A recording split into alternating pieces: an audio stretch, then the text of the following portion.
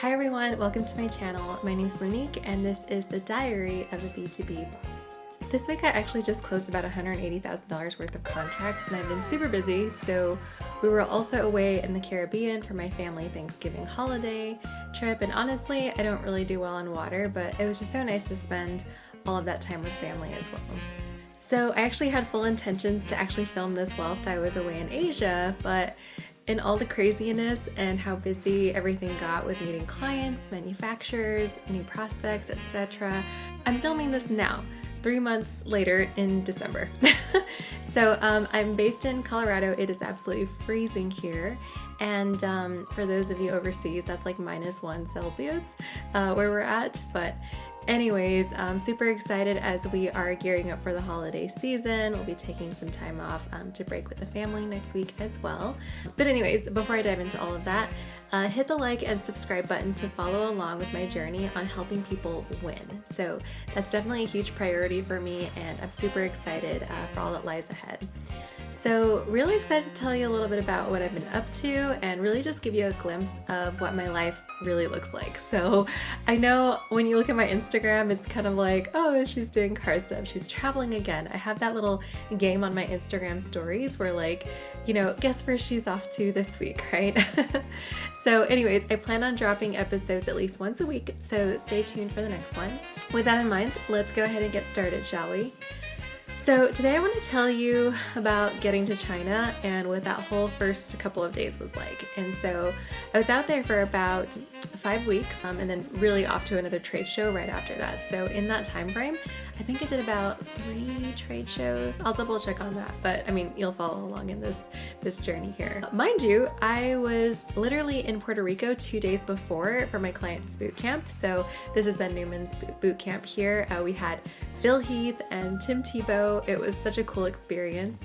But anyways, I was pretty jet lagged. Went in through Taiwan, and so I will travel for food. So that was literally the first thing we did, was like went to check out the 7-Eleven just to see what we can get. Here was one of the instant ramens. It actually came with like actual chunks of meat in here. I have never seen this before. So anyways, connected at TPE and made our way to Xiamen. So once we got to the city, dropped off our gear and immediately went to the hair salon, got a blowout, did a quick family visit, and then on the next day I was on a train heading into Guangzhou for the Canton Fair. So for those of you that don't know what Canton Fair is, it is a massive trade show for all manufacturers and just like clients around the world. Honestly, this was my first time and it was so crazy because there was literally thousands of people, maybe even like tens or even hundreds of thousands of people, I'm not exaggerating, because this hall or this conference hall was just massive. There's people from all over the world. It was so diverse. I was not expecting it to be this big, to be honest. Like, I did watch YouTube videos to prepare myself for it. There were literally conference halls that were literally made specifically for this event and trade show. Like, this was the Canton Fair area.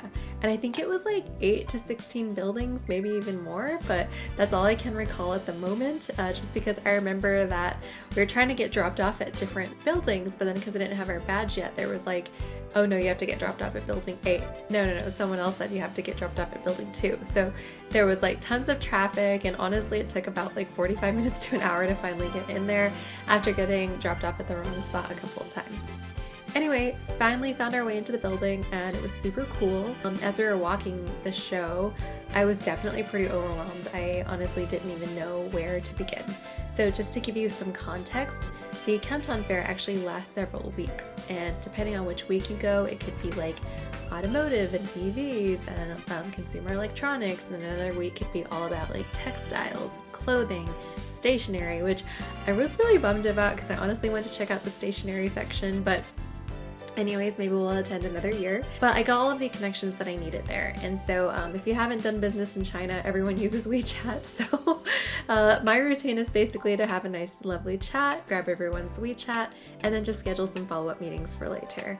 If I do really feel like it's going to move forward in a big way, I will offer to get meals with them, but I'm definitely really strategic about that just because you meet so many people at these events. And so those dinner time slots are very, very valuable. Anyways, this is the hotel. It was super cute. Wanted to go for like an apartment style vibe just because, like, obviously like more square footage and stuff, but really amazing views. Also went and grabbed some dinner. This was a pretty fantastic meal. I wasn't really sure about how this whole situation worked, but you can actually go and actually pick your food. But I would definitely recommend if you haven't tried this before.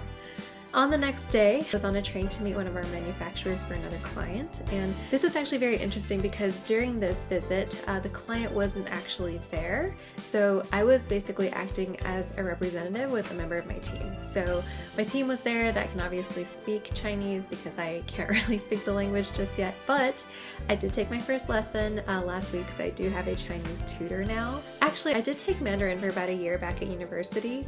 However, this was like over 10 years ago, so I was definitely on my way to becoming quite fluent. Like I can read and write, but I like literally forgot everything because it's over 10 years ago. But anyways, like now that I'm taking lessons again with my tutor, it's been really cool to kind of just like remember some of the characters that I've already learned, and I'm just really excited, and my tutor just makes it a really fun experience. But anyways, the manufacturer gave us some demos of the new products, which I can't really share here on this YouTube video, but just glad that I was able to act as the representative. I was definitely really glad that I could do that for one of my clients. And it was also very interesting because the client and I have a really fantastic relationship, and we obviously have a separate agreement and work together separately, but this manufacturer was actually interested in some of our marketing services. So that was a really nice opportunity for the chance to potentially be able to double dip. And I think that some of these opportunities just come as you can get more and more face time. So I thought that was a really great experience, and I'm really grateful for the opportunity to be able to travel like this and be able to have that face time. Meanwhile, we had some more food stops, which I feel like I ate way too much here in Asia, but I'm definitely glad that I did. Everything here is just like prepared to like such a different level, and there are things that I've had that I've never had before back in the States, but I can only find them here in Asia, and I would love to be able to like, maybe see if there's an opportunity for that down the future, if there's like franchising things, but honestly, like I would totally move here for food. The next day I was off to another car show in the automotive space called AIT, so it's all in tuning. Meanwhile, still coordinating with some of our other manufacturers for one of our private clients. And this was cool because we were actually working on some custom wheels for them, so we're just like, doing the approvals and things like that for one of our private clients, and the set of wheels were going on one of their exotic cars, which is super cool. But anyways, AIT was a very interesting experience as well. When we got there, I just didn't know what to expect. It was literally my first big car show in China, and they actually had a D1 drifting event here, which I was so surprised to see because honestly I felt like a lot of the attendees were really excited about it, but I don't think they knew what they were looking at. And it was just because obviously here in the States, right, like with Formula Drift, they get scored on different categories and style is a big part of it, right? And so I was really curious to see how that whole event really played out here. But we did attend on the first day, so it was a little bit quiet compared to the following dates, but all I could think of was who was this show actually for? Because it's kind of illegal to modify your cars here in China, but honestly I didn't see many foreigners as I thought I would, because all of the booths that were here had some really incredible products and car parts that I could definitely see serving the automotive market for the entire world very well. I know there's a misconception here about quality and Chinese quality not being very good, but honestly just being able to see it firsthand and being there myself, I thought the quality was outstanding. With some of these vendors, there was definitely some products that I thought were really good. And so anyways, the trade show was pretty cool because they also had like this little breakdancing competition here, and I don't know if you know, but I actually used to be a breakdancer back in the day. Here's a picture if you didn't believe me, but anyways, moving on. Yeah, I just kind of followed the same routine, for the clients or prospects that I thought, we could do some business with. I just got everyone's WeChat, we set up the follow-up meetings for when we get back. So in the next episode, I'll talk a little bit more about my process on why follow-ups like this really work and my technique on follow-ups from trade shows, just because it's really about building strong relationships in whatever industry you're in, and it's truly all about who you know. And so I do want to mention that there's definitely no way that I could do all of this without my team, even though it looks like I'm just out there having fun, eating tons of food, just hanging out. I have a very strong and competent team behind me, and I'm just super grateful to have them by my side.